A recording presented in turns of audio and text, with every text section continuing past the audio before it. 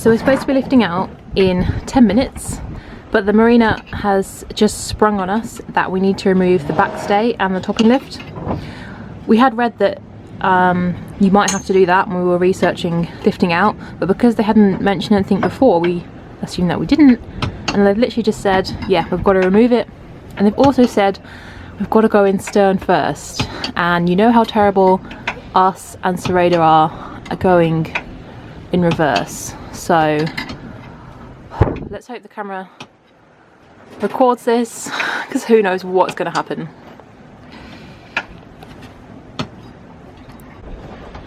Well, we've got the backstay off, we've got the topping lift off. Now we're just very nervously awaiting the marina. It'd be fine if we didn't have to go in backwards. Just drive in, it'd be fine. Yeah, I wouldn't be anywhere near as nervous if we could just drive in, but like, we're just not good at reversing at all. Oh well, be an experience.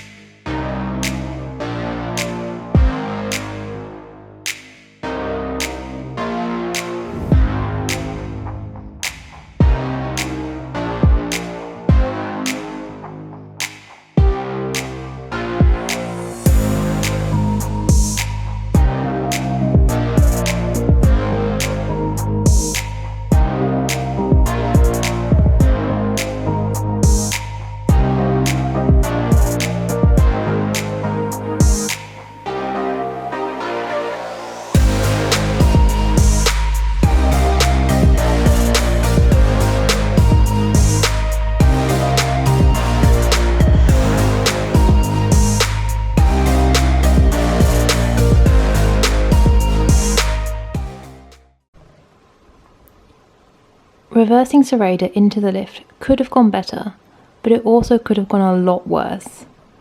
We expected her to pull to port as we reversed, due to the effect of the prop wash. That's what she's done whenever we've reversed her out of a marina berth. However, this time when reversing, she kept pulling to starboard. We managed to make it close enough to the lift for the marina attendants to throw us lines to straighten us up and pull us in.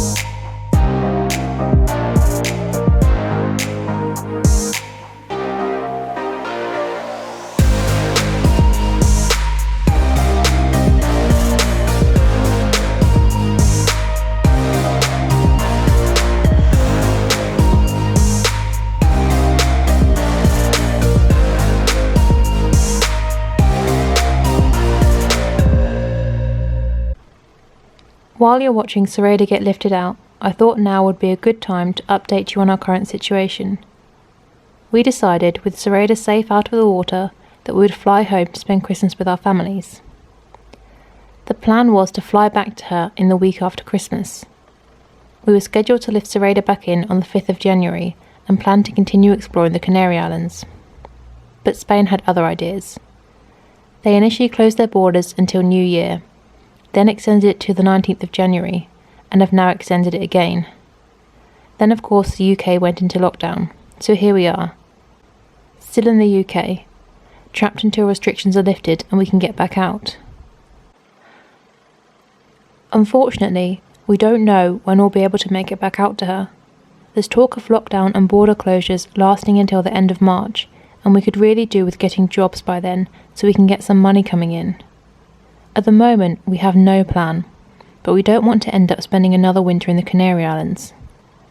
Ideally, we'd love to get her back to the UK and live on her while we work, but that's a long sail, so if we do get jobs, we probably wouldn't be able to get that amount of time off work once borders open. Alternatively, we could sail her to the Med, leave her in a cheap marina for summer while we work, and spend the winter sailing the Med, but that still hinges on borders opening soon. We'll just have to wait and see what our options are in the coming months.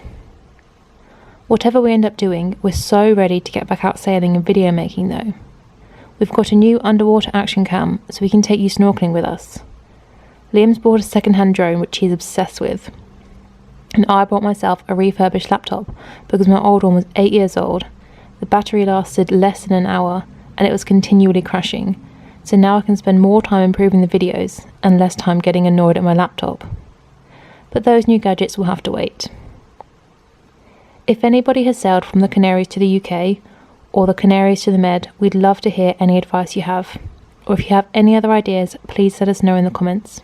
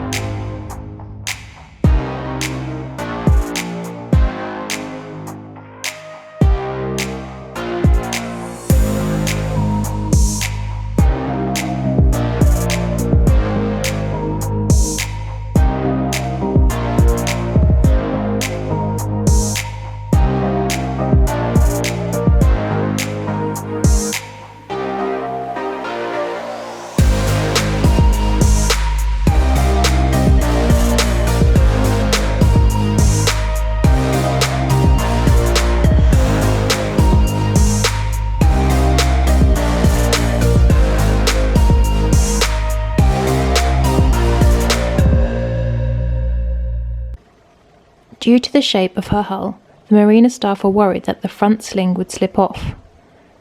They tried tying ropes around the strap and onto cleats on Sareda, but when they started lifting her, they decided that wasn't safe enough and lowered her back down. The new plan was for a member of staff to get in the water and tie a rope around the starboard side of the front sling, bring it round the back of the boat between the keel and the rudder, and tie it onto the port side of the front sling.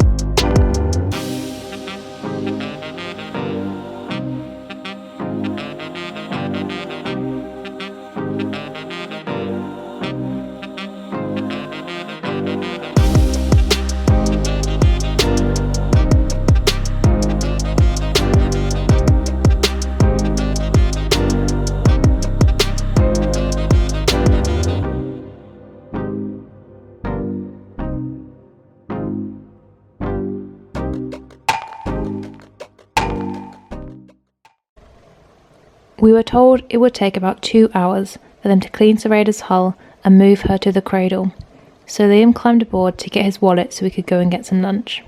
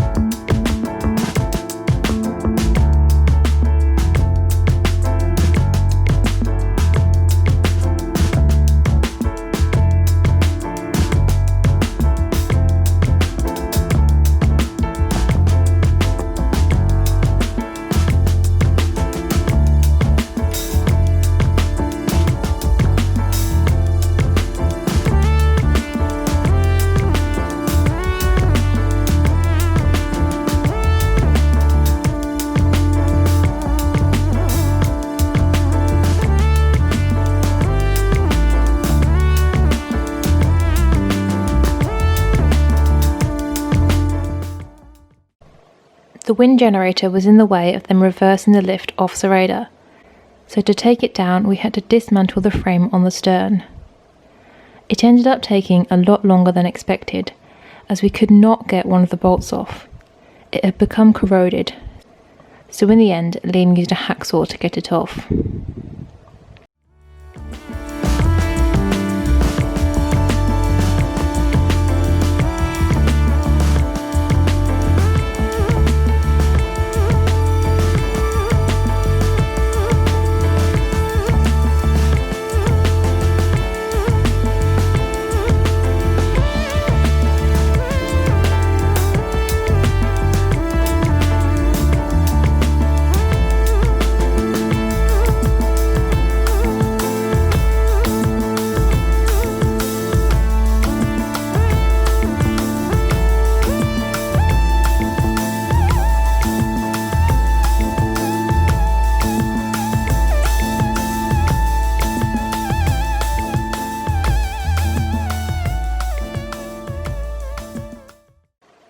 The next day, when the weather had improved, we put the frame back together. When she's lifted back in, we'll have to dismantle it again, but we thought it was safer to have the wind generator on a stable frame, and of course it allowed us to generate electricity without having the shore cable plugged in. Then came the rather trickier than we expected task of putting the backstay back in place to give the mast back its stability. Right, first off, excuse the quality. I'm having to film this on my phone because we've run out of memory on the cameras. We were a bit of an idiot, sort of, again, getting quite good at that. So, when we hauled out, we were told at the very last minute that we had to take our backstay off. Now, if I'd have known that we had to take our backstay off, I would have obviously researched it and done it properly. As it turned out, we were told 20 minutes before we were due to lift out, so I just quickly undid it and we hauled out and job's good, and I thought it'll just screw back on. It didn't. So what I've had to do is, so we've got this crazy setup going on. So when you take the backstay off, obviously that's got a lot of tension in your mast, it bends your mast back. Obviously when you take the backstay off, your mast straightens up.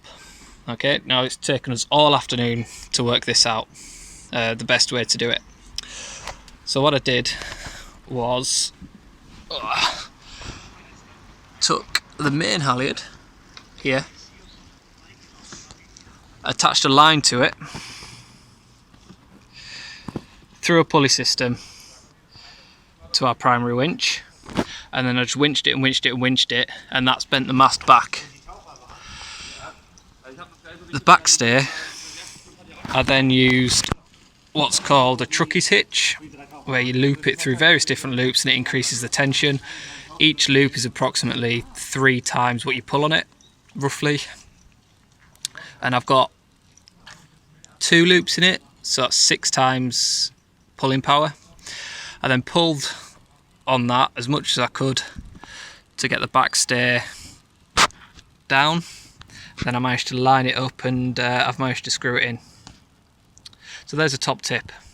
if ever you do take your backstay off and you forget to then support it, that's a good way of getting it back on.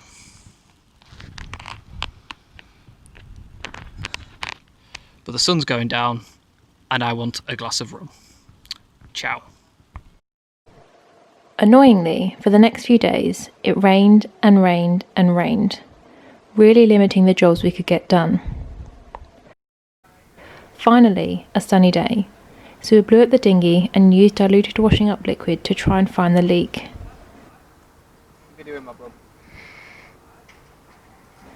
We didn't manage to find it, but it's not too big of a deal, as we want to get a new, hard nesting dinghy that's easier to row anyway.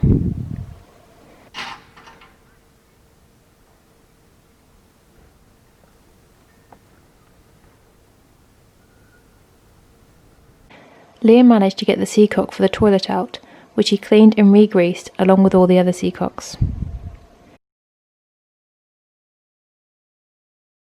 We then started the task of sanding off the remaining antifoul that hadn't been removed by the pressure washer. This duck was very interested in the bucket of water we were using to wet the sandpaper, so we put some fresh water out for it. Go on, there's water there, duck.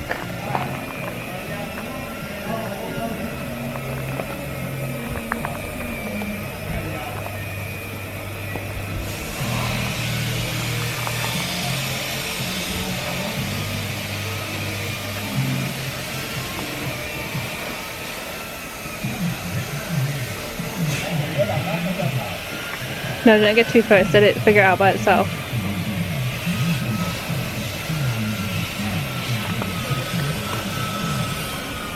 Go on, we'll put water out for you. Go get the water. We did it, we've got the duck to drink. Good deed for the day, saved a thirsty duck.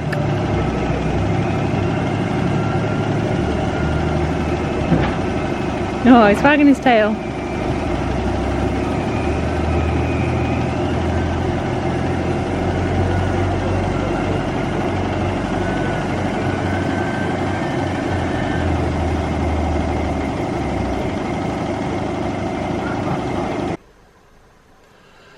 Hey guys, thanks for watching up to this point, really appreciate it. As I said earlier in the video, we're stuck in the UK because of lockdown, which is driving us insane. Because well, it's not looking promising for us getting back out to Sareda anytime soon. So we're using this opportunity just to try and get some jobs and earn a little bit more money. Might as well make the most of our time while we're here. Although we came back to have Christmas with our families, there was another reason that we came back home. Not long after getting back out onto Sareda and setting off on this adventure, we found out we're having our first baby, which is very, very exciting. We're over the moon. Can't wait to have a little mini crew member on board, and the sooner they learn boat jobs, the better, in my opinion. Mainly the washing up. I've written a blog about the pregnancy and with some of our thoughts and plans, so that'll be linked in the description if anybody wants to have a read of that. Yeah, we really appreciate your support on this journey so far. It's encouraging to know that we've built quite a supportive little community. You know, any queries or when we've done something daft, you don't just laugh at us. Well, some of you do, but it's deserved sometimes. But you tend to give us good tips and tricks and advice. So yeah, that's really, really appreciated, and a massive shout out to our patrons. You guys are legends, and yeah, we really appreciate you all. So thanks for watching, and as always, make sure you hit that like button. If you're new here, subscribe. It's appreciated. I like the word appreciated. Yeah, I was just thinking that. It's a good word. And if you have any ideas about what we can do regarding Sareda and where she is and what we do next, drop a comment, and we'll see you in the next one. Bye bye.